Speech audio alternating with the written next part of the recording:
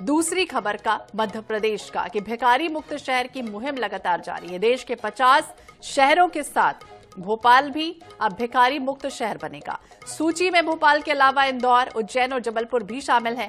केंद्र सरकार ने धार्मिक, पर्यटन, ऐतिहासिक महत्व के कारण इन शहरों को चुना और अगले 3 साल में पूरा होने वाले इस प्रोजेक्ट पर 100 करोड़ रुपए से ज्यादा खर्च किए जाएंगे। अभियान में नगर निगम, पुलिस, एनजीओ मिलकर काम करेंगे। कलेक्टर के निर्देश के बाद सामाजिक न्याय विभाग ने अपना प्लान केंद्र सरकार को भेजा है। प्रोजेक्ट में भीख मांगने वालों की पहचान, उनके पुनर्वास, आजीविका के लिए कलेक्टर को क्रियान्वयन एजेंसी बनाया गया है।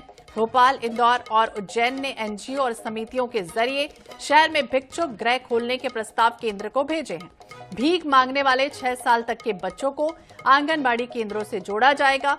14 साल तक के लड़कों और 18 साल तक की लड़कियों को शेल्टर होम में रखा जाएगा।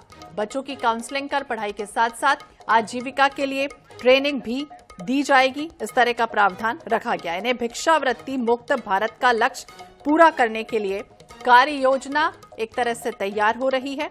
चाहे वो वयस्क हो, महिला हो, बच्चों हो, उनके सर्वेक्षण के लिए, उनके पुनर्वास के लिए, धार्मिक, ऐतिहासिक और पर्यटन की दृष्टि से ऐसे 50 शहरों को चिन्हांकित कर लिया गया है। इसमें भोपाल का भी नाम शामिल है, उज्जैन भी है, ओंकारेश्वर भी है, सांची भी है, खजुराहो भी है और इंदौर भी है। तमाम स्किल डेवलपमेंट से जुड़े हुए कार्य इसके लिए किए जाएंगे। इस तरह की तैयारी की जा रही है।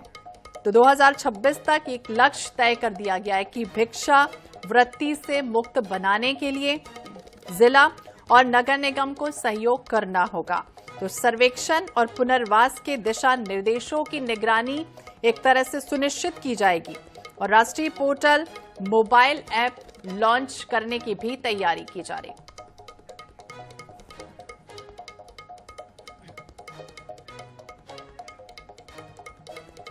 और इसी विषय पर हम बातचीत करेंगे। प्रदीप तलरेजा हमारे सहयोगी हमारे साथ भोपाल से जुड़ गए। प्रदीप, जिस तरह से सुन के तो अच्छा लगा है कि कहीं न कहीं भिक्षावृत्ति रोकने के लिए एक अभियान चलाने की तैयारी की जा रही है, क्योंकि कई ऐसे शहर थे, चाहे वो इंदौर हो, चाहे उज्जैन हो, जब वहां लोग पहुंचते हैं, श्रद्धालु वहां पहुंचते हैं, तो तमाम छोटे छोटे बच्चे उनसे लिपट जाते हैं और भिक्षा मांगने की कोशिश हो जाती है। किस तरह से ये अभियान आगे काम करेगा और किस तरह से कारगर होगा?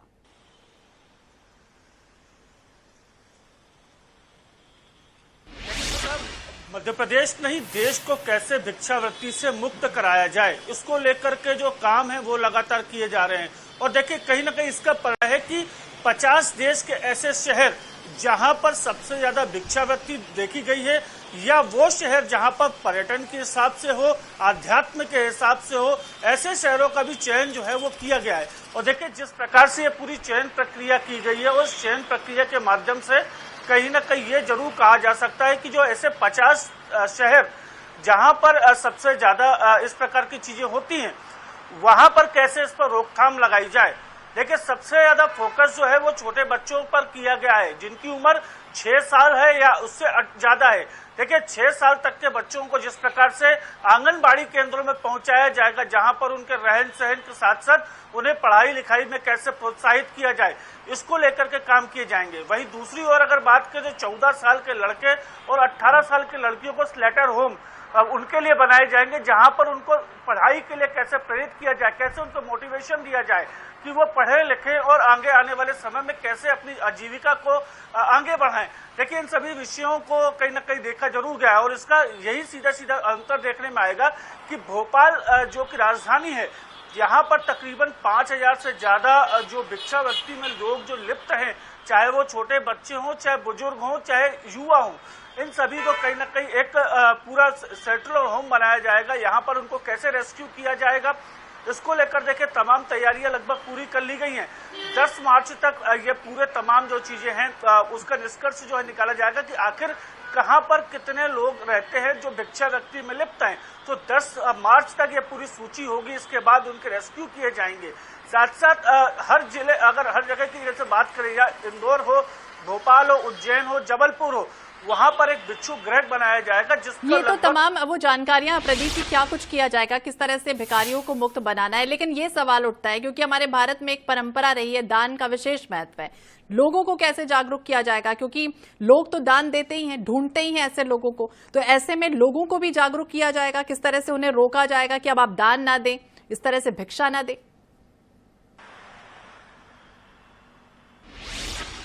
देखिए, निश्चित तौर पर श्वेता, ये बड़ा सवाल जरूर है केंद्र सरकार के लिए और मध्य प्रदेश के लिए कि साथ साथ जो इसको पूरी समिति को क्रियान्वयन करेंगे, देखिए कैसे लोगों को जागरूक किया जाए। हालांकि हमने कई बार देखा है कि छोटे बच्चों को उनकी मासूमियत को देखते हुए लोग भिक्षा दे देते हैं, लेकिन जब ऐसे लोग जब भिक्षा वृत्ति में लिप्त नहीं होंगे तो कहीं ना कहीं इसका सीधा प्रभाव जो है वो आम जनता के ऊपर पड़ेगा। और देखा ही जाए कि जब लोग इन धार्मिक स्थलों पर जाएंगे जहां पर उनको इस प्रकार के लोग नहीं दिखेंगे तो स्वाभाविक सी बात है कहीं ना कहीं इसका अंतर जरूर आएगा। लेकिन हाँ, ये बात जरूर है कि जो भिक्षा जो माना जाता है, जो पुराने सनातन में हमने देखा है कि भिक्षा का एक अलग महत्व होता है और उस भिक्षा के जरिए किस प्रकार से होगा।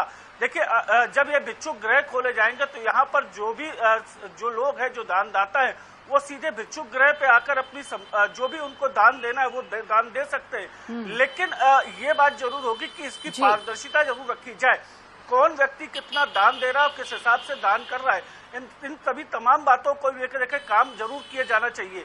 देखिए, सरकार के द्वारा केंद्र सरकार ने ये योजना बनाई जो काफी कारगर जरूर सिद्ध होगी।